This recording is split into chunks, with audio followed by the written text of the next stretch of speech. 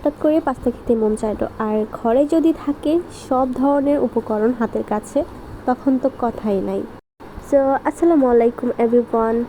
আমার হঠাৎ করে পাস্তা খেতে মন চাইছে, আর দেখি সব কিছু ঘরে আছে, তখন তো অনেক মজা। আর পাস্তা আমি কখনোই আগে এত বেশি পছন্দ করতাম টুকটাক, বাট রিসেন্টলি খুবই বেশি ভালো লাগছে। আমার হাজব্যান্ড পাস্তা অনেক বেশি পছন্দ করে, ওর সাথে খেতে খেতে আমারও পাস্তা পছন্দ হয়ে গিয়েছে। এখন আমার ওর মতো হুটহাট ক্রেভিং হয় পাস্তা খাওয়ার। আর এটা আমি কোনো রেসিপি ফলো করে রান্না করি না, একদম নিজের মতো করে। এখানে আমি ছোট ছোট মাংস কিউব করে নিয়ে এগুলো সব ধরনের উপকরণ দিয়ে ভালোভাবে মিক্সড করে আগে একটু ফ্রাই করে নিই হালকা।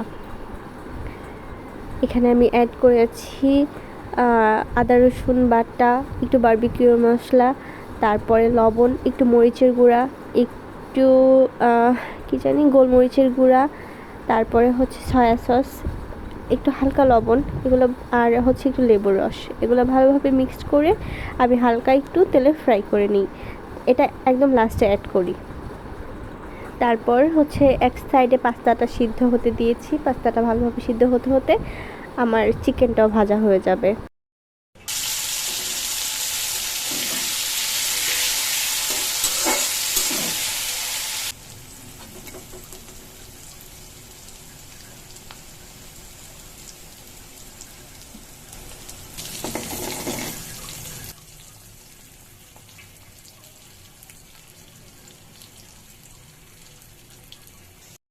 দেন চিকেনটা আমি ভালো করে ফ্রাই করে সেখানে আমি একটা ডিমও ফ্রাই করে নিয়েছি ভালোভাবে গুঁড়ো গুঁড়ো করে।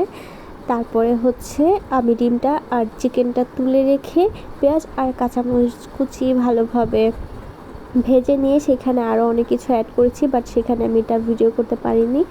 তারপর পাস্তাটা মিক্সড করে ভালোভাবে নাড়াচাড়া করে 5 মিনিট হালকা আছে কুক করে আমার পাস্তা রেডি। অ্যান্ড পাস্তাটা এভাবে অলওয়েজ রান্না করে খেলে আমার কাছে খুবই ভালো লাগে, সস দিয়ে অ্যান্ড হালকা একটু সালাদ অ্যাড করে খুবই মজা হয়। So thank you for watching my video. By.